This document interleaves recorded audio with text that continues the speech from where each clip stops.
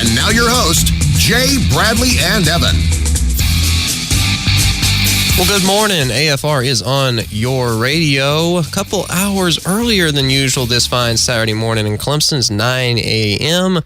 instead of the 11 a.m. traditional time that we've got. Got the ACC championship game from last year going to be re-aired here in an hour, so we're coming to you a little bit earlier than normal. Jay Smith, Bradley Kendall, Evan McDowell's getting set up on the back end there in the control room. We'll join them in a minute.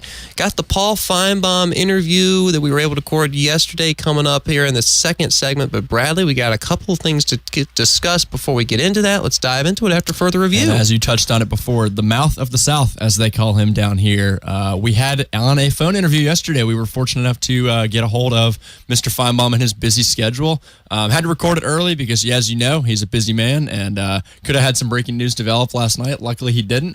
But we were able to lock him up for about 30 minutes, and it was a great interview. We really enjoyed it. We'll get to that in a bit for sure. A lot to talk about, especially after that interview. But one of the things we want to discuss right before we dive into that is an interesting topic, and one that we even mentioned in our interview with Mr. Finebaum, and that was the 3 tickets. And so if you had 3 tickets to 3 games across the country this year, this season, what would they be and why? Very difficult question to answer. It really is. And there's so many good games out there. Paul was like, he was like, well, I don't have a schedule in front of me, but I've got some ideas. And obviously there are some games that we've gone over and rehashed. Washington, Auburn is one that stands out, I know, to you and me. Evan, I think, also does appreciate the significance of that game.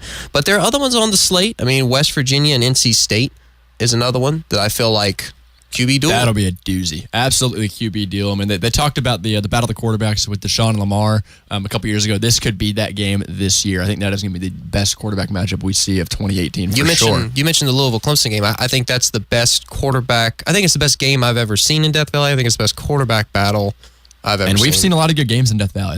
It lived up to the hype. We didn't have to sit through 4 quarters of rain to watch that finale. It was a phenomenal game. But hopefully that one's just as good. If I wasn't a broke college kid, I'd definitely make my way out there to Carter Finley and watch that game in week 3. But unfortunately, don't have the ability to do that. Well, backtracking a little bit back to that Washington-Auburn game. This is in Atlanta for the kickoff, and both of these teams, I feel like in Washington and Auburn, I mean, Washington last year, they were 10-3. Year prior, they were in the college football playoff. Obviously, it didn't end well for them in the playoff.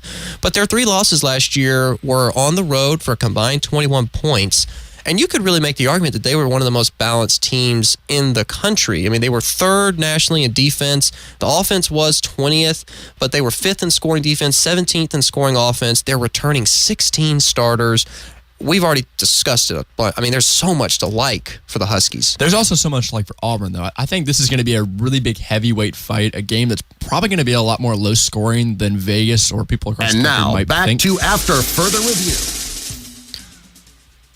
I think Auburn, people were saying that Auburn, we said this last week, is going to be one of the most underrated teams we see, or maybe overrated this year going into week 1. There's a lot of people that have different opinions on them. I personally think that they're going to be athletic across the board, and no matter how you put it, it's going to be tough for Washington to move the ball, even with returning Miles Gaskin, who had 21 touchdowns last year. It's tough to say that Auburn's overrated, really, because you look at their season last year, they were 10-4, and their losses were at Clemson. I mean, that's an excusable loss. It was a close game. It was a sloppy performance offensively. Yeah. They only had, I think, 117 total yards of offense. They gave up 11 sacks, one shy of Clemson's record. So really not a great performance. The second week. At LSU, another forgivable loss. It was a close game. And then you had Georgia in the SEC championship game. And then obviously they ended up losing to the eventual national champions in UCF. UCF Knights, yes. Which, thanks, Auburn. We thank you for that. But, really, I mean, Auburn's season last year was, by a lot of standards, really good. And the teams that they lost to, Clemson, LSU, Georgia, I mean, even UCF, who ended up going undefeated, they were in all those games. But remember, they also beat Georgia and Alabama. So, I mean, you tack those on there. Auburn's had experience with big games. This is another one right in their backyard. Yes. Basically a home game for them in Atlanta. So, if you're Washington, you're basically going into a road atmosphere across the country. But as we've said, this is a big game for not only Washington, but the Pac-12 as a whole. You could see a lot of things switch in terms of the opinions from last year's Pac-12 conference that finished 1-8 in the bowl games. I honestly think this is a coin flip game. I mean, it's a 3-point line right now. Auburn's favored.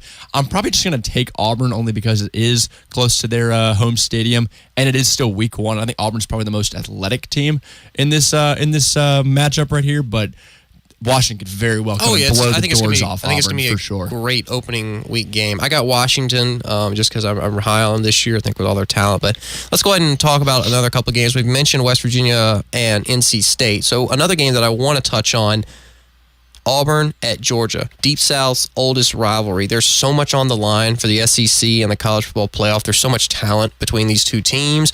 Georgia's out for revenge. Obviously, so much animosity here. Yeah, you mentioned that Auburn was able to beat them last year. So I feel like this is going to be a really fun game to watch. Yeah, I mean, Auburn won the first matchup, but obviously Georgia took the most important one after that, and it's the one that's freshest in Auburn's minds, especially after coming off that bowl loss last year. Georgia basically, I mean, they took them out of playoff contention, first off, took them away from that SEC championship, and unfortunately may have knocked them out of their SEC contention for a long time now, because Alabama's still in there. I mean, you got other teams like LSU. They're going to start getting better. So I think last year might have been Auburn's chance if they really wanted to break through and make that playoff to do it. And Georgia was the team that came in and just stomped on them down in the Mercedes-Benz Stadium. I think this year probably going to be a little different story. I think Georgia's going to be a lot better compared to they were last year. And you think the home field advantage gives them the home field advantage will definitely play a factor in there. Jarrett Stidham and Jake Fromm, another great quarterback matchup we're going to have. It's going to be an athletic matchup, and like we said last year, it could be a repeat matchup later on in the season. So I'm looking forward to that. I think Georgia will probably end up winning that game, but a lot is still to come before we get there. I think if Washington beats Auburn in the opener, this game doesn't mean as much. It still will mean a lot in conference play. It should still go a long way with the SEC. I mean, do you think though that the Washington game, the Washington-Auburn game, kind of can impact the significance of the Auburn-Georgia game? Absolutely. I mean, I think in terms of the playoff contention, yeah, if Washington goes down there and beats Auburn, and then Auburn loses to Georgia, it's basically done for them at that point. But if Auburn finds a way to take down the Huskies week 1 and then beats Georgia, I mean, you could be looking at a real serious contender there. Inside track. That's a hard thing to do, though. Very difficult. Oh, yeah, absolutely. Well, hey, there are so many good games this season across the country. Be sure to let us know. You can tweet them at us, and we can have a conversation about that. But we got to take a quick break. When we come back, we'll have the interview with Paul Finebaum. Stick around. Coming up next. I was skeptical at first, but I needed a change in my life. I was not happy. Let me tell you about the Health Dare and a real story. My story. I'm a father and a husband, and I weighed nearly 400 pounds, had to use a CPAP machine, was on blood pressure medicine, had severe gout so bad that I ended up in the hospital a few times. I had back pain so severe that I could barely stand. Because of the Health Dare, all that stuff is gone. I lost over 200 pounds of fat, and my wife is happy she got her old husband back. I'm living proof that with the right plan and the right team, you can change your life. I got on the right track when I found the Health Dare. The Health Dare is not a diet, it is a life-changing plan and team that can get you off those meds, lose the weight, and get you back to where you want to be. Don't wait any longer. Take the Health Dare today, and in 90 days, you'll be telling your own story. I dare you. Book your complimentary consultation with the Health Dare today. Go to idaregreenville.com. That's idaregreenville.com. idaregreenville.com. Only the best pass our tests. Anderson Ford puts every Ford-certified pre-owned car, truck, and SUV and crossover through a 172-point inspection before you buy one. An Anderson Ford-certified pre-owned vehicle gives you the knowledge and the confidence that your vehicle has been thoroughly inspected and comes with a manufacturer-backed limited warranty. An Anderson Ford-certified pre-owned vehicle is ready, check, go. Buy and ride with confidence. Anderson Ford. Clemson Boulevard, Anderson. Online at AndersonFordSC.com. It's Tiger Time. You know what I'm talking about. Tiger Time Magazine, the preseason collector's edition you have to know and trust for 17 years. It covers everything a Tiger fan will want to know about the upcoming season, including game day outlooks, player profiles, hot topics, the 2018 signing class, electrifying photos, and much more. Pick up your Tiger Time magazine entitled Clemson's Steel Curtain at Walmart, Bi-Lo, Barnes & Noble, Walgreens, 7-Eleven, Circle K, Dollar General, or visit tigertime.net to order online. Don't miss out. Buying a mattress can be a difficult process, but that can all change with one visit to Engineered Sleep. They are a mattress manufacturer that opened their doors to the public. You get factory direct pricing, a mattress made just for you, and free delivery all over the upstate. Your mattress will be made and delivered within 1 to 5 days. It is always great to buy local, but when you buy from Engineered Sleep, you are truly buying from the best. Their showroom at 627 Congaree Road in Greenville is open Monday through Saturday. Sleep like a champion with your Engineered Sleep. You really don't need a special reason or a special occasion to shop at Reed's Jewelers. Simply put, anytime you step into Reed's, the award-winning staff will be sure you leave with a smile and what you came for. From diamonds for her to watches for him, Reed's has it. And to help you with your purchase, ask the Reed's team about their extended payment plans. Jewelry is about relationships that last a lifetime with your loved one and with your jeweler. Reed's Jewelers, online at reeds.com, in Haywood Mall next to Belk. I'm a donut nut, I'm a donut nut, I'm a nut for Krispy Kreme. Hi, I'm Glenn Reese with Krispy Kreme Donut Company in Anderson and Spartanburg.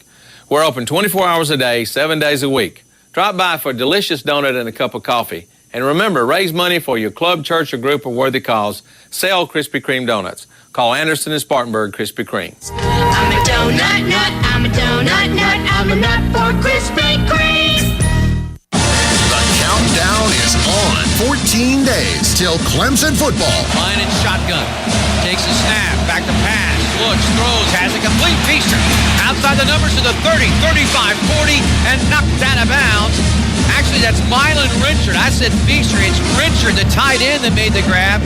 Carries it forward all the way to the 45. On the flagship station for Clemson Athletics, we are WCCP 105.5. The Roar.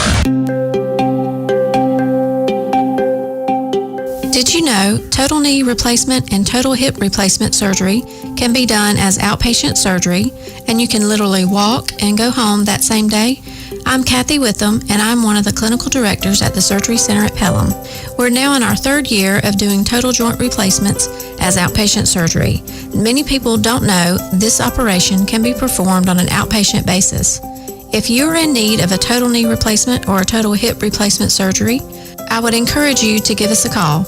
You will be directed to me, and we'll determine if you're qualified for this surgery. Here at the Surgery Center at Pelham, we have assembled a team of specially trained and highly skilled staff that provides you the convenience of having surgery performed safely outside the hospital setting. Learn more about us online at newkneereplacement.com. That's newkneereplacement.com. And now, back to After Further Review.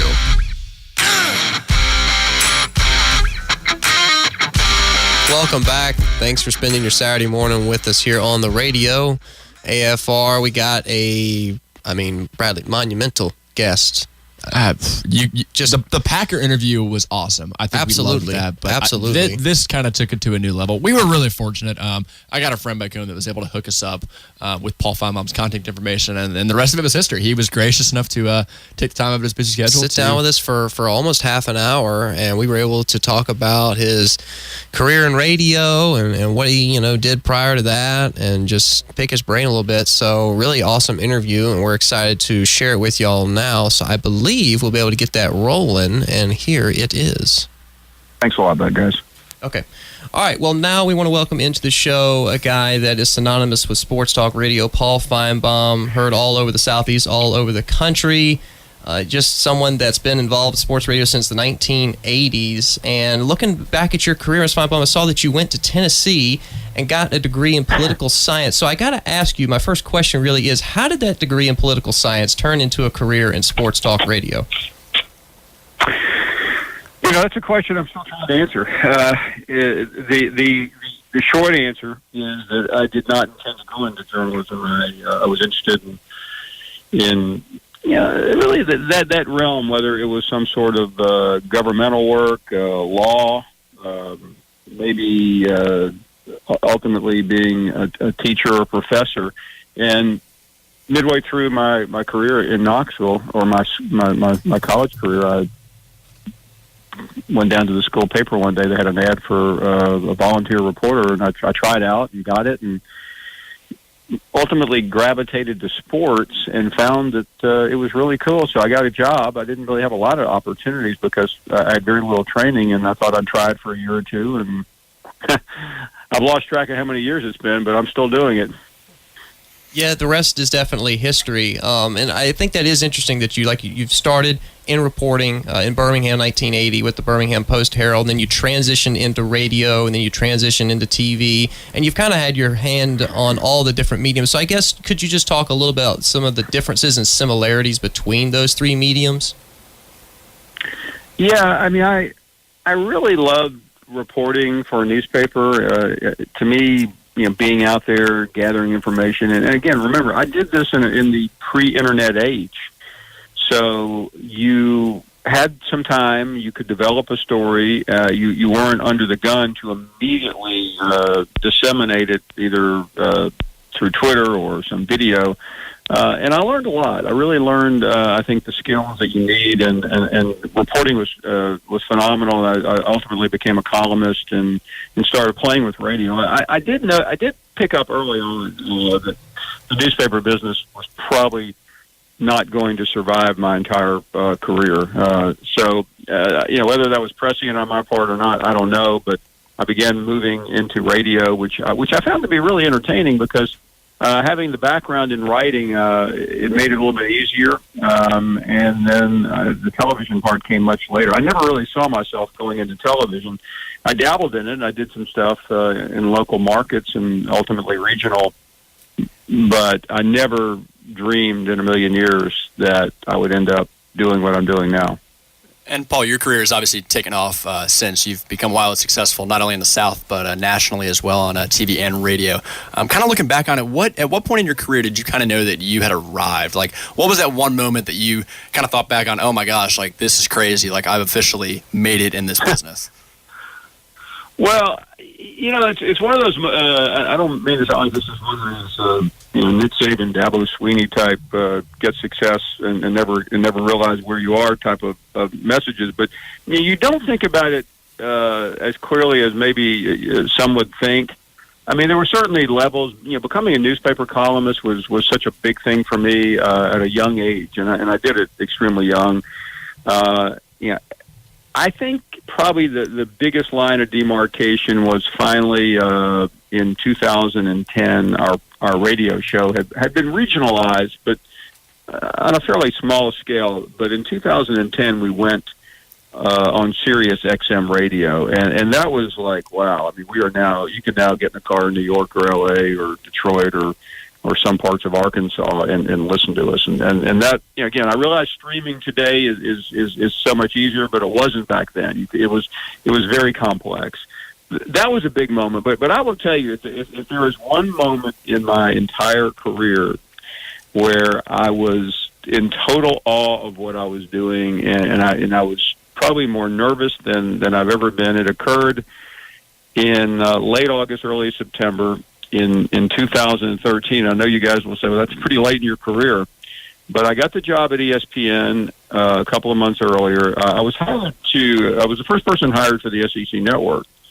The only issue was the SEC network wasn't going to start until 2014 in August, so they wanted me to move to Charlotte, I think somehow to get me out of Alabama so it wouldn't look like that's all I ever talked about, even though it's really been difficult not to talk about Alabama. But anyway, the point is, there wasn't I was going to do a radio show. I would do occasional appearances on ESPN, but there wasn't a specific college football angle every weekend.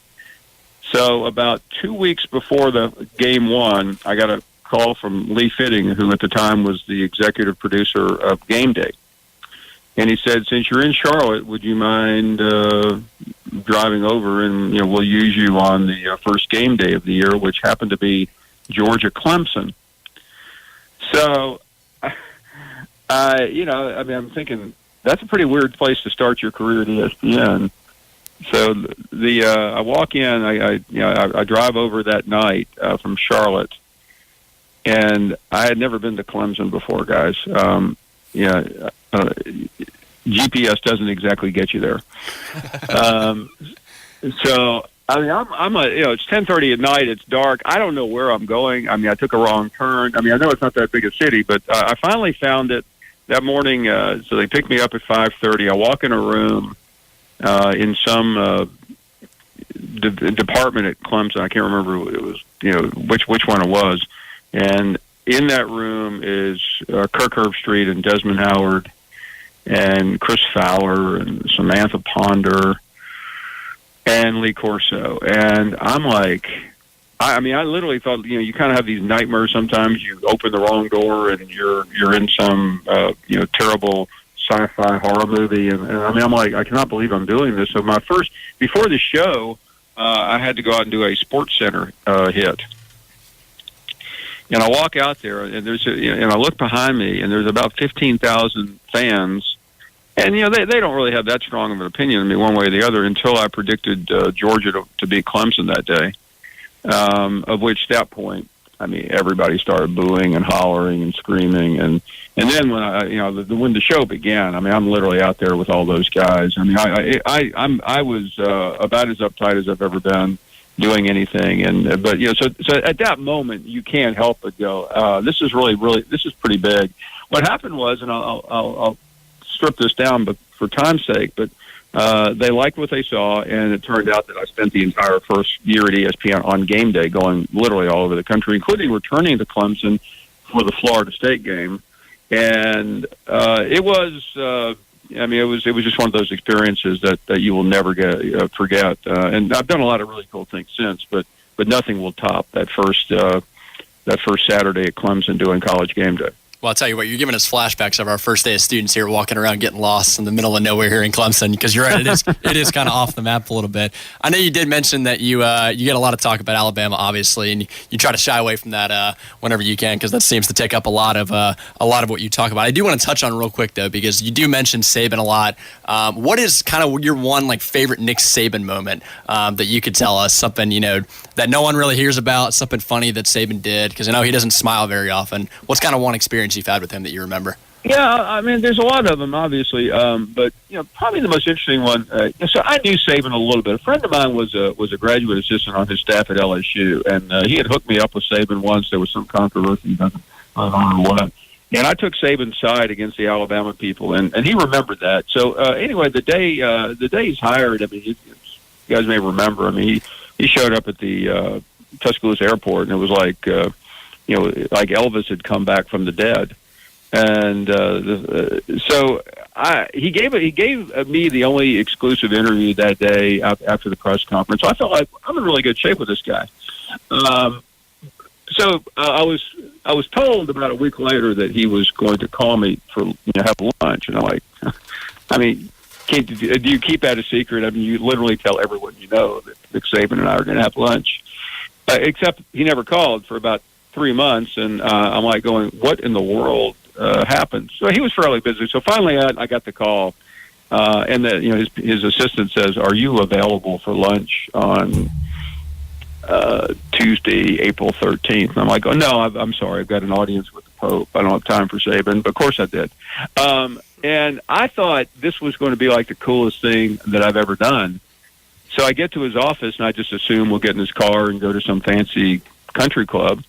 Instead, I mean, we're talking, and if you've seen Saban, I mean, he's a nerdy guy. I mean, we're sitting on the couch, and his legs shaking like you're with a shivering puppy. And we're in there like almost an hour, and I'm like going, when are we going to eat lunch? So finally, he goes, "Hey, you ready for lunch?" I go, "Oh yeah, great." So I stand up. He goes, "Hold on a second." He literally goes over to a refrigerator behind his desk, and he pulls out 2 salads that McDonald's would throw out, and hands me a couple of crackers, and that is my meal. It was like the worst thing I've ever had. But that it was kind of hard to go back and your buddies say, "Hey, how was lunch with Saban?" I go, "Yeah, I had a chef salad." Nick Saban, and not only that. I mean, if I had you guys over for a picnic, I mean, at least I'd give you salad dressing in a container. I mean, he literally got the French dressing that you get at the grocery store. And that's what we use. I mean, it was the most bizarre thing. And, of course, I've been to his house a couple of times doing shows, and I've spent quite a bit of time flying around the country doing a piece for him for OTL about 2 years ago. But I mean, he's exactly what you get. I mean, he's getting a little friendlier now that he's older and he's into the legacy building part of his career. But he is not the easiest person to talk to. Especially over a salad that disappointing. But yeah, no. I've by the way, that was the last salad I've ever eaten. Too much good barbecue in the South. All right. Well, Mr. Finebaum, first of all, thanks so much for taking time out of your afternoon to speak. Well, this does mean a lot. But I do kind of want to transition now into maybe some predictions for this season, and we'll start with. You're a proud Volunteer alum, so I know you, as many Tennessee fans, were probably relieved, to say the least, that the coaching fiasco was, we'll say, solved for now with the hiring of Jeremy Pruitt. So what are your expectations for Coach Pruitt here in year one in Knoxville? I think it will be difficult. Butch Jones, who I'm pretty strong on the record as referring to as the ultimate carny barker, did not leave Pruitt much. I think there's a chance to get to 6 wins, although I'd probably go maybe one less than that. So I think it'll be a tough transition. He is recruiting well, which you absolutely have to do, but I'm not overly optimistic. Well, I think one of the things that, all three of us sitting here envy most about all the things that you've been able to do is travel around the country, visit different college football stadiums. If you could just list 3, 5, just some of your top environments that you've been able to experience over the years, whether it's SEC or just, across the country. Well, I will say Clemson was one of the most dramatic, and having been there for 2 different weekends, Georgia and especially the Florida State game. I was able to watch. You guys may have to help me what the beginning of the bus thing. The kissing the rock. I just thought that was one of the coolest things I have ever seen in college football. So that would definitely rank. I will say that. My year on game day going to various campuses was probably enlightening because I got to go to Southern Cal for the first time, and it's not pretty getting there, but once you get on the campus, you're in a totally different world. In the SEC, I do. It's cliche, but a night game at Tiger Stadium is probably the most unique experience.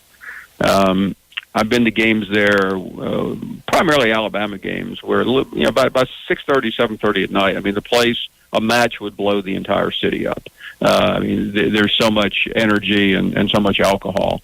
So those would be 3. You can always add a million to the list. As a Tennessee graduate, it's pretty cool when you go back. Alabama, Auburn, they both have unique attributes. Georgia's gorgeous, but in the SEC, definitely LSU. Well, that Clemson-Florida State game, you sure saw the highest and the lowest that Clemson fans could possibly get. Yeah, that was not a great night as all. But I'll say this about I still kind of shake my head sometimes when I see Dabo Swinney, because not only did I cover Dabo as a player at Alabama, I covered him as a coach. He got fired there when they made the coaching change in the early 2000s, and I still remember seeing him around town. I think he was selling. I don't know what he was selling, real estate, insurance, and it was just. But probably my favorite experience with Dabo was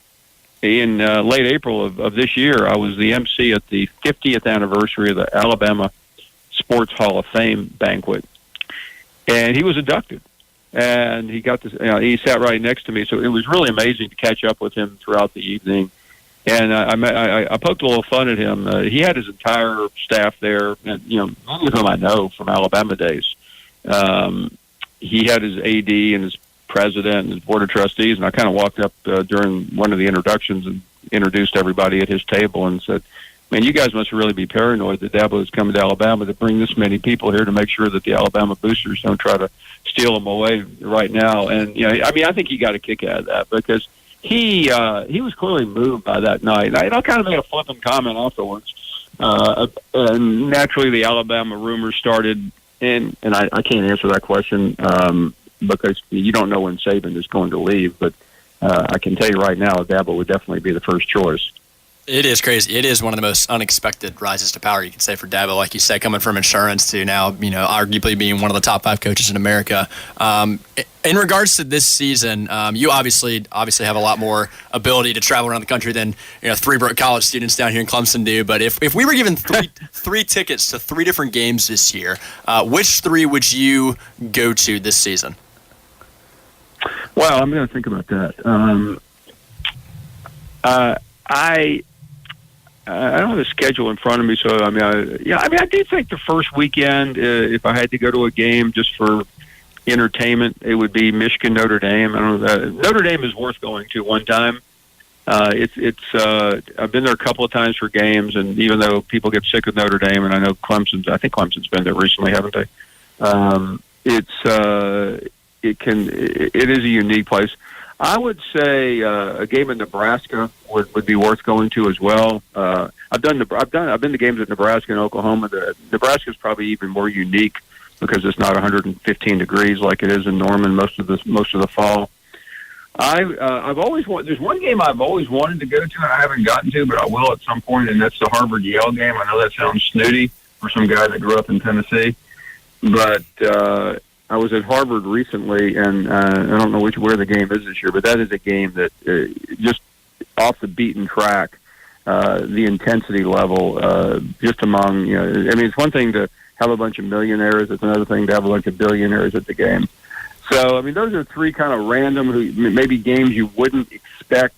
I think Clemson fans are going to be intrigued by the second week of the year, that game at A&M. A&M is the facilities at A&M may be the best in the country, and that game is eagerly anticipated. I don't think it's going to be that close, but I really do believe the atmosphere. I think it's a night game. Is going to be incredibly unique. So, I don't want to say you can go almost anywhere because that's not really true, but there are a lot of unique places to go in college football.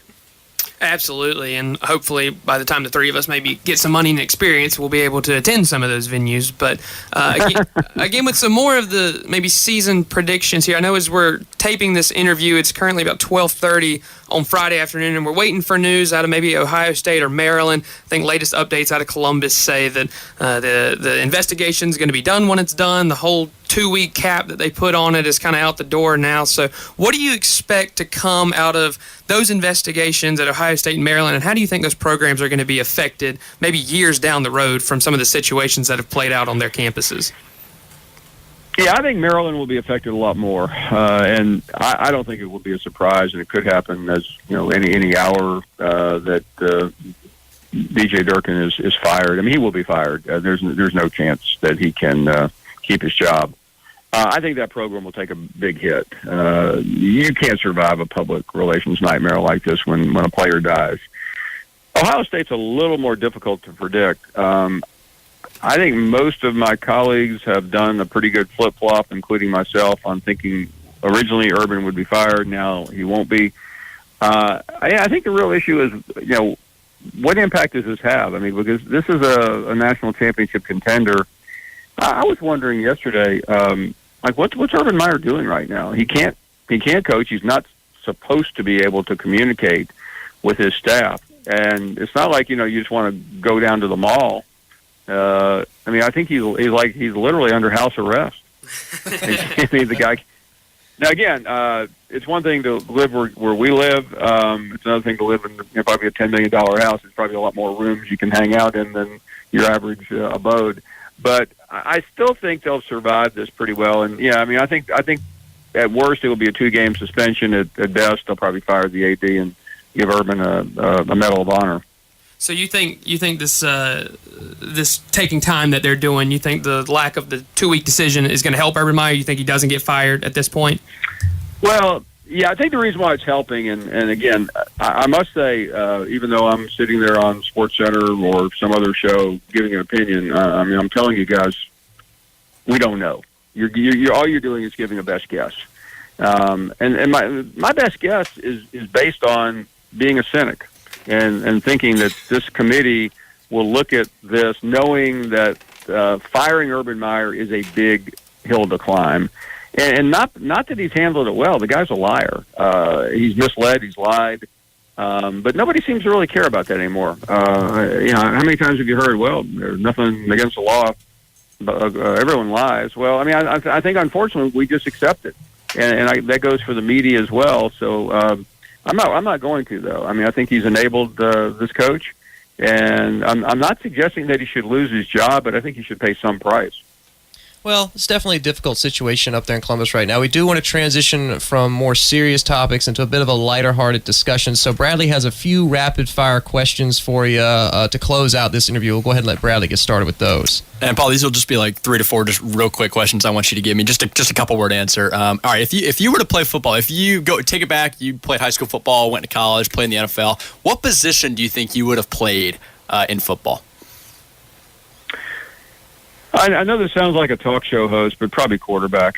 I mean, I just think, I think that some of the other positions would really be boring. I mean, maybe quarterback or defensive back. To me, those are the positions that require probably the most skill. And you have, so many. I mean, a defensive back, cornerback. I mean, these guys, the game hangs in the balance when there's a big play. But I'd go quarterback. To me, that would be the fun position. I like it. And say you were a 4 or 5 star quarterback recruit coming out of high school right now. Which coach across the country would you want to play for the most? Past or present? Yeah, I'll give you the present. I've actually answered this question, so I mean, I don't want you to guys think I'm pandering.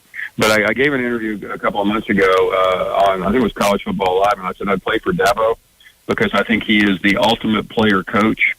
Saban, I wouldn't. I mean, I get the process and all that, but I think Dabo is the one coach who I think is the most relatable to his players. All time, I'd probably go Newt Rockne because he's just such a legendary figure, and I think the impact that he would have had, and he doesn't get a lot of credit, and we forget about him, but I just think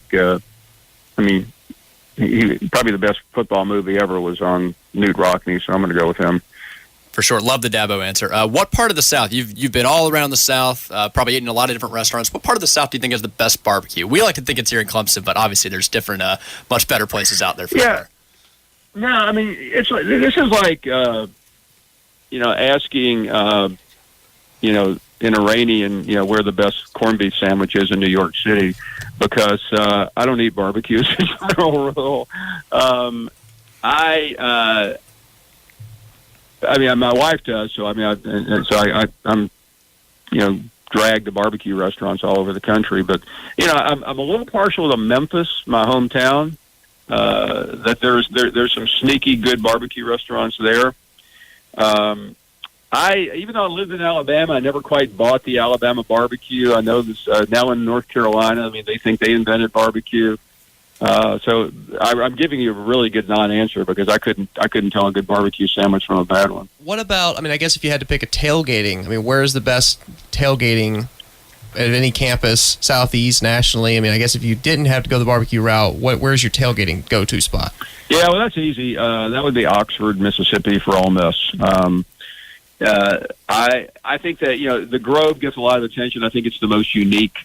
Their motto is we may not win the game, but we've never lost a party. Their baseball tailgating is just as great too. One final question, Paul. Listen, you got to go there once, and I've been there many times. It's they care a little more about football now than they used to, but there was a time that nobody went to the games. What happens at the Grove is, you're talking white tablecloth, $200 bottles of wine, New Orleans type food. It's not just bologna sandwiches and Spam. And hopefully when they care about that football, they care about doing it the right way, from what we've seen transpire down there recently. They've had a couple of minor bumps in the road, and their coach, as you know, inadvertently dialed in escort service once or twice or just 400 times. A couple times. Yeah, try to throw that under the rug. Real quick, one final question. I want to ask you who you have in your Final Four. We had our Final Four predictions last week. Who do you have in your Final Four for the playoff this year? Yeah, this is a struggle because of Ohio State, but I'm going to leave them in for now. I'll go Alabama, Clemson. Ohio State, and the fourth one is just utterly difficult. I'm probably going Washington. That's a solid 4. That sounds pretty similar to some of our Final Four predictions. And one last question for me, super easy to answer. I'm graduating in May. Are y'all hiring anywhere in Charlotte just by chance? Yeah, we got a 6-figure opening here. Oh, that sounds perfect. Yeah, just tell me which dotted line to put my name on. Yeah, no, you got the job. Just come on over and what graduation? Just take 2 weeks off. You want to go to Europe? You want to go to Greenville? You want to go wherever you want to go? Hey, I live in Charlotte, Evan. Come on, I think I get priority here. I'm in the backyard, man. Well, Mr. Finebaum, we really appreciate you taking time out of your busy schedule to talk to us this Friday afternoon. Thanks again. Tell Phyllis hi for us. I want to say I'm doing a lot of interviews. You guys are, especially considering your age and where you are in life. I mean, you guys are unbelievable. You may not need my help to get a job soon because you guys are knocking it out of the park here. Well, we really appreciate it. Paul, if you can give any pointers to Bob Gourlay, that'd be great because he really struggles, your neighbor and my friend. He struggles with his predictions, man. I'll tell you what. I've been whooping his butt the last couple of years.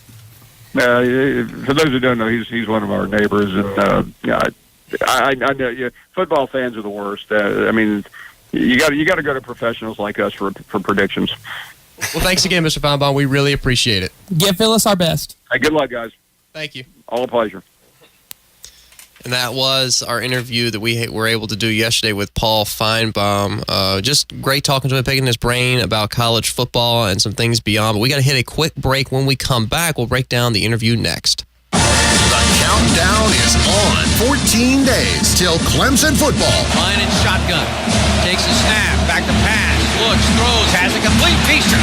Outside the numbers to the 30, 35, 40, and knocked out of bounds. Actually, that's Mylan Richard. I said feature. It's Richard, the tight end that made the grab. Carries it forward all the way to the 45. On the flagship station for Clemson Athletics, we are WCCP 105.5. The Roar. Hey, Clemson fans. 2018 Clemson women's basketball season ticket packages are now on sale. Join new head coach Amanda Butler in her first year at the helm. Tickets are only $60 or add them on to your men's basketball season tickets for just $20. To order, visit ClemsonTigers.com or call 1-800-CLEMSON and we'll see you in Little John Coliseum. For many years, State Farm has taken great care of their customers. As a fourth-generation Clemson graduate, it's in my DNA to take care of my State Farm customers and add new ones to our family. I'm Daniel Weber, State Farm agent in Clemson. I'm proud of my family's Clemson heritage, and I'm proud of what State Farm offers its customers. Whether you're just getting started or need to add to your coverage, call me at 722-9083. We're here to help life go right. Brock here with Tom's Barbecue to say we are just as ready as you are for football season. Get game day ready with our full menu at the restaurant, or take some Tom's Barbecue to go to contribute to your tailgate experience. Nothing says game day like great food. Call ahead by Thursday and we will have you all set for the weekend. All you have to do is call 864-288-2652. We look forward to getting your tailgate queued up. Tom's Barbecue at the corner of Woodruff and Garnington in Greenville. What a great time to be a Tiger fan. As you get your RV and motorhome ready for another exciting season, are you wondering about the limited and expensive space you have to deal with? Clemson RV Park at the Grove offers a new and very affordable way to tailgate for every home game. All sites are paved with full hookup that includes water, sewer, and 50-amp electrical service. Clemson RV Park at the Grove is a full-service campground just 4 miles from the stadium in Pendleton. All sites are designed for up to 45-foot RVs and one tow vehicle. Easy access off of I-85 at exits 14 and 19. Clemson RV Park at the Grove welcomes you with live bands and catered food in the pavilion. And best of all, the best tailgating setup for your RV and motorhome at a college football game. Camping or tailgating, you want to be all in at Clemson RV Park at the Grove. Online at ClemsonRV.com or call 864-228-2858. Camping or tailgating, you want to be all in at Clemson RV Park at the Grove. Online at ClemsonRV.com or call 864-228-2858.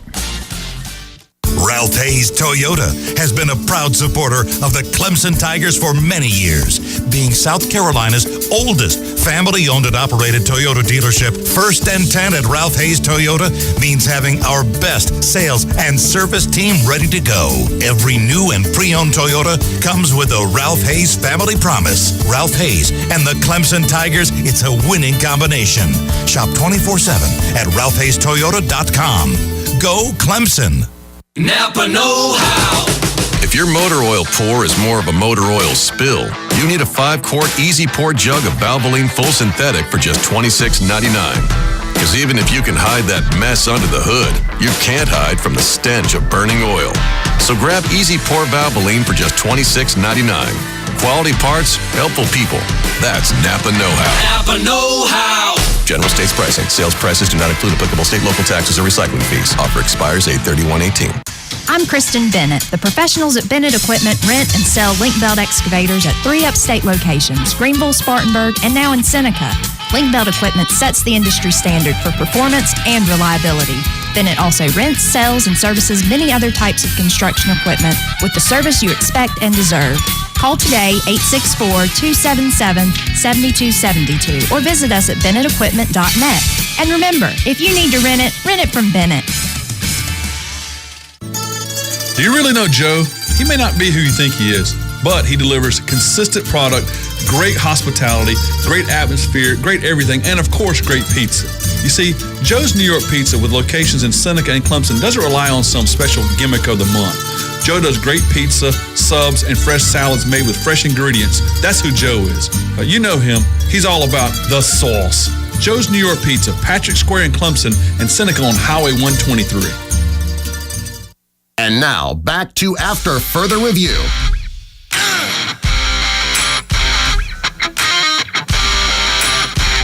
Welcome back, AFR on the radio. Saturday morning here in Clemson. 2 weeks until the first game in Death Valley. We got a week until college football kickoff, though. It is fast approaching. And high school just started yesterday, so football is officially back, but we do have to wait another 7 days or so before it actually kicks off in the college game. Does it feel like it, though? Because we were talking about this before we went on air. Does it feel like football's back? Are you getting that excitement again? It's almost too good to be true. I feel like it's because still it's longer away, but I want it to feel like 7 senior days. year. Yeah. You're getting a little sentimental. You're like, oh, this is my last this is my last that. So it's tough. But you really start to see it. I mean, after next week, you'll start to see by Monday all the tailgating getting ready to go, all the signs being put out. I mean, it'll feel real again. I just wish we had a bigger game, week 1 than Furman, but football is football. I will take it. Football Won't complain. is football. And, like I said, with the segment before, we were able to interview Paul Finebaum. What a way to, kind of wrap up the 60th AFR. Unlike any we've had before. Doing a lot of shows, but this is the big 6-0. But yeah, talking to Finebaum was great. And some of the stories that he had, specifically the one about Saban, I think that's one that sticks out. The salad and just everything about that story. It's just everything I thought it would be. It's everything. I think it's everything I didn't think it would be, but everything I wanted it to be. Because the moment we asked that question, I was like, he's got to have some great story to tell about Saban because he's around him all the time. I mean, he's with him every season. He does multiple shows with him. He's always with Saban. Evan, do you have a favorite moment from that interview? Because we got to talk to him for about half an hour, so he had a lot really to say. I mean, he talked about his career and how he moved into radio. He talked about environments, college football. What was your favorite moment from that interview? My favorite part was when he said that he had a 6-figure paying job ready for me in May, and that I could take my 2-week vacation and then immediately start with him. So looking forward to being an intern on the Paul Finebaum show. Well, it's nice having you here. As of May. Green pasture. I was about to say a little see bigger. you convert to the SEC, but it just you got to do what you got to right? do, man. Hey, whatever pays the bills. That's true. I can't discriminate yet. I'm not at that point in my career. So. Luckily, no bills to pay yet because we're still just college mommy and daddy's money runs out. Just give me a couple years. It'll be the Evan McDowell show, and maybe then we'll talk about the ACC. That'll be when I take off the SEC network off my TV package. No, but like I said, we can't thank Paul and Mr. Finebaum enough for taking time out of his schedule because especially once the season's getting close, how busy he is. But yeah, we had, I think one segment that we did want to get to. We have a couple of minutes. So Bradley, I guess you can go ahead and kick us off with that. Yeah, we talk about the underrated games here, I believe, or do you want to talk about the SEC and Pac-12 coaches? I'm thinking underrated Week 1 games. I'm down for that. Yeah, we tweeted about this earlier this week. Paul kind of alluded to there are some very big games Week 1, but some of the ones you really aren't hearing much about. We'll start off with the Boise State-Troy game. I know we prefaced this about, I think it was last week, and John in the back mentioned, I mean, Troy is going to be a heck of an atmosphere, especially coming out from Boise, Idaho, across the country down to Alabama. So going to be a good game. We talked about it a couple weeks ago. Like I said, I think Boise State, this could be a trap game for them, looking ahead in the schedule to Oklahoma State in Week 3. John, I think, had the bold prediction that the Troy atmosphere for Boise State was going to be better. tougher. Yeah, so he's nodding his head. If Boise State gets through Troy and then they get through Oklahoma State, they're 3-0 through Week 3. They're gonna be in the conversation for that New Year's 6. That's a big if though, because big if. Troy's gonna make them work, and you get after that, you only got 2 weeks to prepare for Oklahoma State going on the road. I mean that's a tall task. I said before, I think this is going to be like the App State Miami game a couple years ago, where it's the biggest game that App had on their campus in a while. It's probably the biggest game Troy's ever had. App lost. Which App did? Yeah, I'm picking Boise State in this particular. I think Boise State's defense is just too good. I mean, but Troy's got a lot of talent. They got a lot of offense, but it's just the defense. They is lost a win lot last year. I think Brett Ripien, his name is one of the great names in college football. It's going to be too much for Troy. I think Boise State's just got too much experience. I know this isn't the Boise State that we knew 3 years ago, but it's still Boise State and they still can play. I think they'll end up taking the dub here. Definitely a game to watch, put on the radar. Another one I got: Florida Atlantic and Oklahoma. It was, I think, like a 27-point line, which probably isn't doing Florida Atlantic much justice there. I mean, Lane Kiffin, man, he can lead those L's. They can cause a scare. They did lose a lot last year. Jason Driscoll, their quarterback, is gone. They also lost their starting running back and a few key linemen. But like you said, Lane Kiffin has really risen them up. I saw a crazy stat.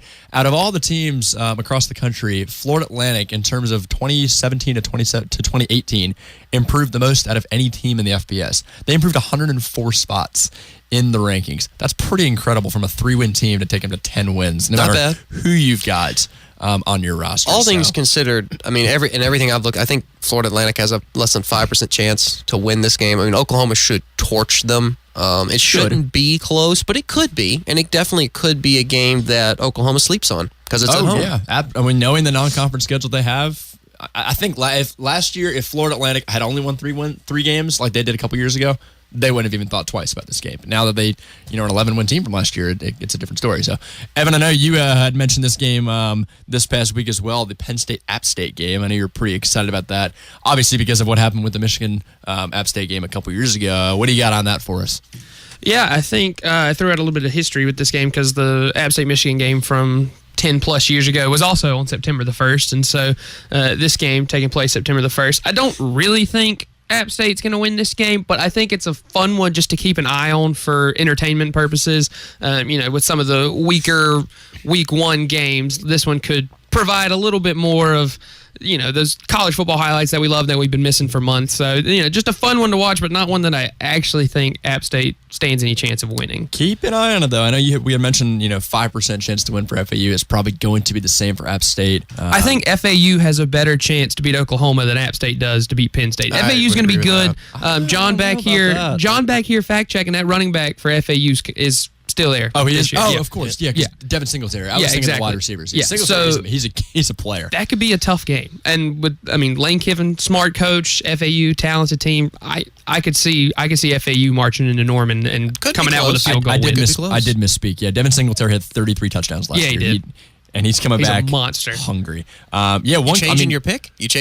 Oh, I'm still going to Oklahoma, but it'll be closer than you'd think. One quick thing on that App State game, though. In the last 3 seasons, Mountaineers have been good. They have not been talked a lot about. They've won 30 games in the last 3 seasons compared to 28 for Penn State.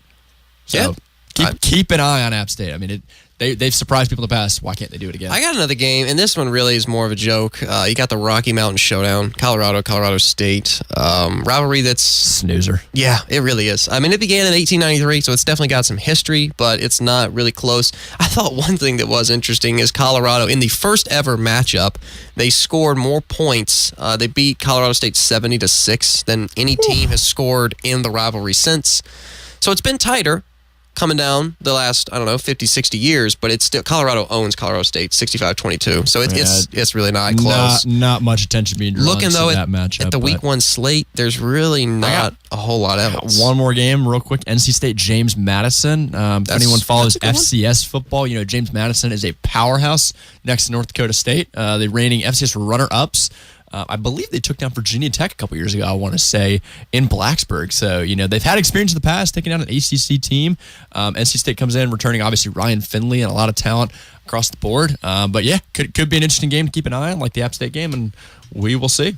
I think that, and I speak for all of us, I think we can just go ahead and agree that we're just happy college football's back. Yep. Like I said, we got the countdown kickoff clock behind us here in the studio, 14 days and a couple of hours until Clemson kicks off against Furman. Hard to believe. I mean, senior year of football season. Yeah, fall practice wraps up in the next couple days, and we'll be gung-ho ready to go for this 2018 season. It'll come and go before we want it to. And I believe the plan next show is we're going to do our annual top 25 preview. So we'll go through each of the top 25 teams listed in the AP poll, break down their season, offer some predictions, analysis, and then we'll just kind of go from there. But yeah, looking forward to starting our third year of AFR college football talk with you. Poll comes out the 20th. Be ready just a couple days from now, and we will be ready to go for next week. Absolutely. Hey, been a lot of fun bringing you this edition of AFR, as it is always. For Bradley, Evan, and myself, we'll see you next time.